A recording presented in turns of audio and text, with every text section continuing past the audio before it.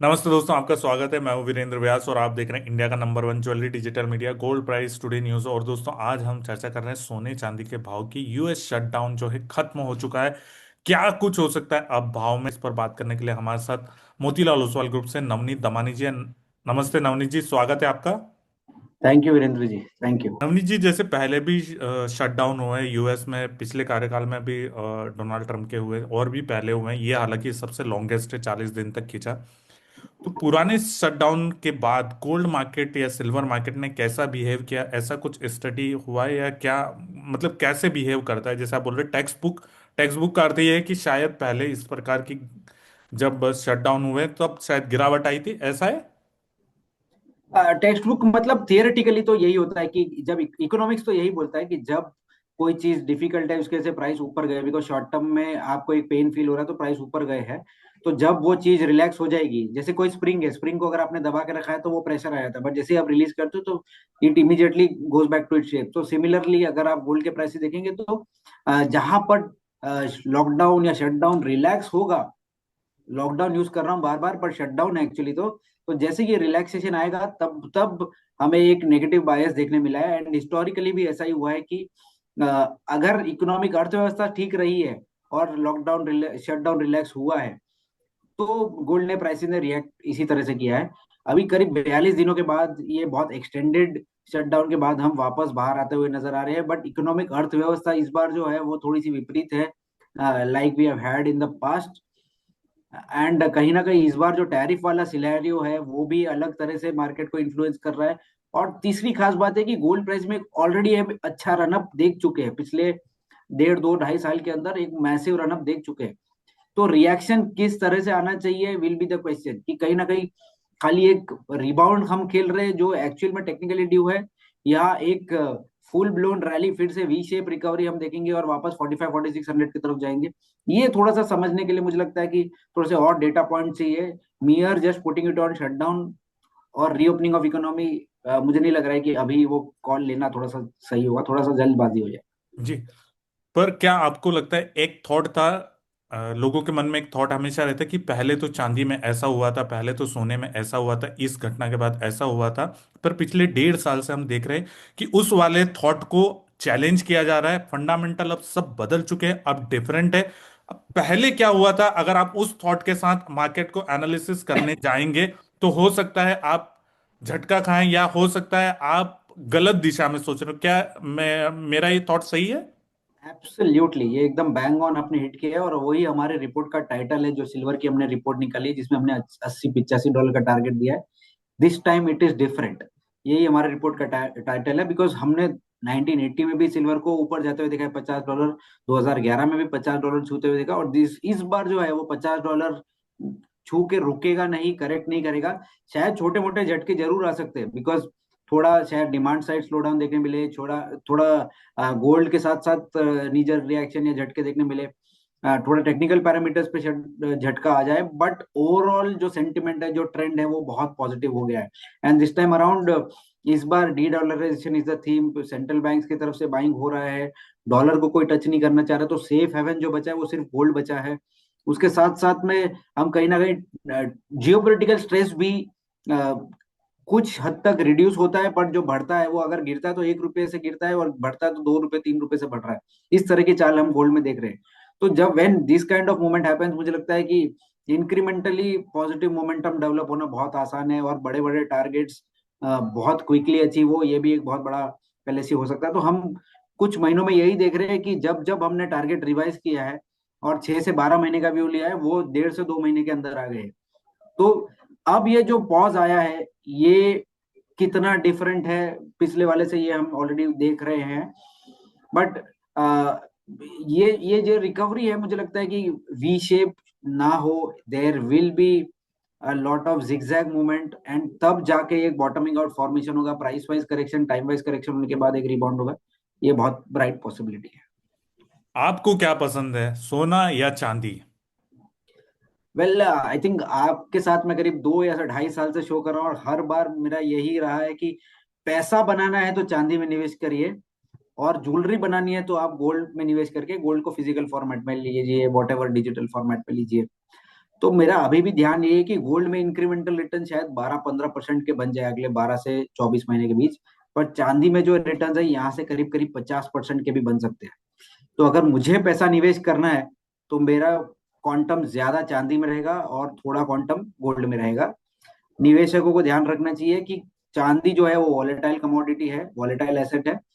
तो जिसका risk appetite थोड़ा सा कम है वो उसी तरह से अपना पोजीशन साइजिंग करिए। हर आदमी का रिस्क एपिटाइट अपने आप जज करने लायक चीज है। बट इंक्रीमेंटल गेन्स यहाँ से चांदी में मुझे लगता है कि कन्विंसिंगली एंड क्विकर तौर पे बनते हुए नजर आएंगे।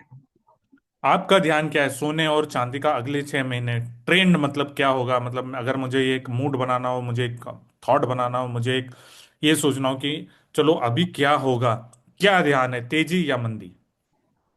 वेल, ध्यान तेजी का है, डेफिनेटली तेजी का है। बट ये जो रिबाउंड आया है मुझे लगता है कि वापस एक करेक्टिव मोड भी हम देख पाएंगे अगले कुछ दिनों में। एंड 4,000 के नीचे के स्तर भी पॉसिबली हम गोल्ड में आते हुए देखते हैं। सिमिलरली चांदी में भी एक रिबाउंड करीब करीब $54 तक आ चुका है, उसमें भी शायद झटका देके वापस $50-51 के आसपास आ जाए।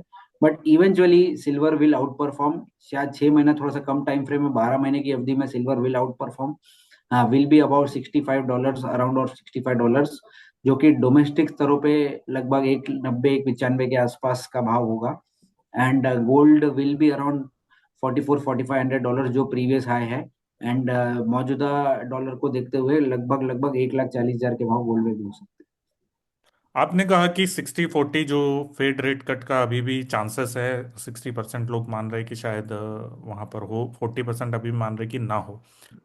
क्या आपको लगता है यूएस के जो शटडाउन ओपन होने के बाद जो डेटा आएंगे, वो जो डेटा है इस ग्राफ को ऊपर नीचे कर सकते हैं, और वो जो है अगला नेक्स्ट ट्रिगर हो सकता है गोल्ड सिल्वर के लिए बढ़ने के लिए? हैं?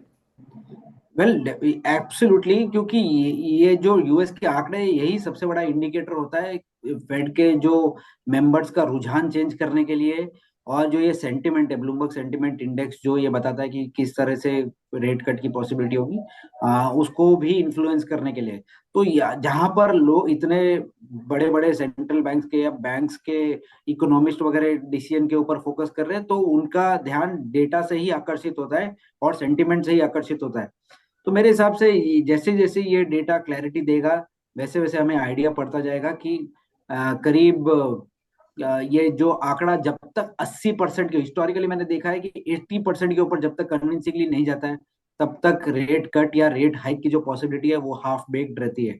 और 50 से 60% मतलब 50-50% वाला ही मामला है।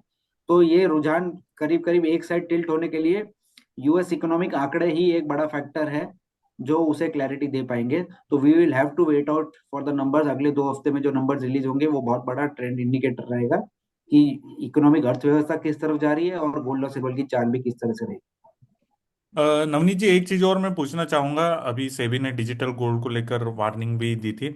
आपको क्या लगता है गोल्ड और सिल्वर ईटीएफ ये कितना बेहतर साधन है निवेश करने का, हमको जो लोग सोना चांदी में इन्वेस्ट करना चाहते हैं छोटे टिकट आइटम से? क्योंकि आज अगर आप ज्वेलर की दुकान में जाएंगे, पाँव रखेंगे, 10 ग्राम सोना भी आज आपको 1.5 लाख रुपए आपकी जेब में हो तो आप कुछ खरीद पाएंगे। अब हर आदमी तो वो नहीं कर सकता है, तो आदमी सोचता है चलो, और आदमी की सैलरी भी उतनी नहीं होती, और सारे खर्चे ईएमआई भरने के बाद पैसा जो बचता है 1,000, 2,000, 5,000। तो ईटीएफ कैसा इंस्ट्रूमेंट है, और जिन लोगों ने निवेश कर रखा है क्या उनको बार बार भाव देखने चाहिए? वेल, आपकी निवेश की अवधि क्या है उस हिसाब से डिसाइड होगा कि आपको भाव देखना है कि नहीं देखना है। अगर आप एक टैक्टिकल इन्वेस्टर है, 2-3 महीने में कुछ पैसा रिबाउंड में बनाना चाह रहे हैं, तो आपको ठीक ठाक पैसा बन भी जाएगा। और साथ में आपको निवेश पे ध्यान रखना बहुत जरूरी है। वीकली बेसिस पे या मंथली बेसिस पे तो डेफिनेटली हर निवेशकों को अपना पोर्टफोलियो ट्रैक करना ही चाहिए। बट डिजिटल फॉर्मेट में मुझे लगता है ईटीएफ एक बहुत सही साधन है, बहुत सही विकल्प है, जो कि फिजिकली बैक्ड है। वो आपके निवेश का फिजिकल फॉर्मेट में गोल्ड खरीदते हैं, वॉल्ट्स में रखते हैं।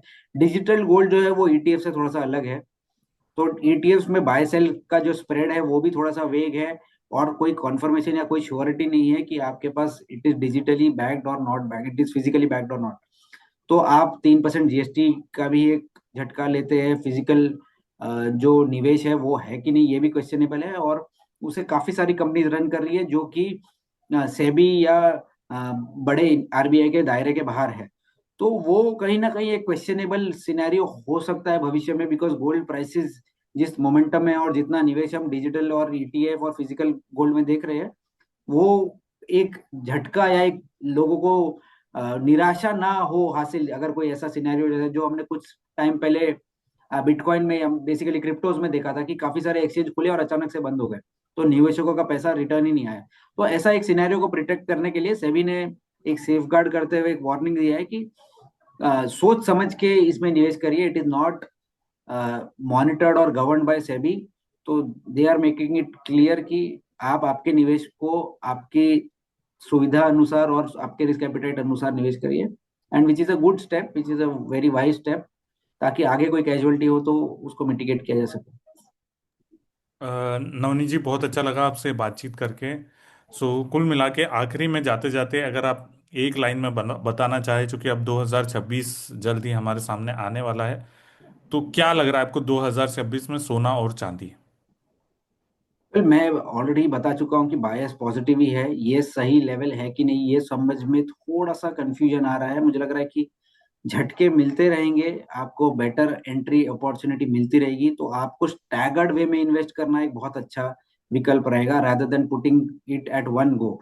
तो आप एसआईपी फॉर्मेट में गोल्ड एंड सिल्वर में निवेश करिए, rather देन एक म्यूचुअल फंड में जो आप लमसम डालते हैं उसके विपरीत। एंड आप मन बना लीजिए कि यहाँ से अगर 10,000 पॉइंट भी नीचे आ जाएगा चांदी, तो मैं करीब करीब 25-25% हर लेवल पे बाइंग करता रहूंगा, और मेरा एवरेज भी ठीक रहेगा और मुझे पूरा बेनिफिट मिलेगा अगर प्राइस में करेक्शन आएगा तो।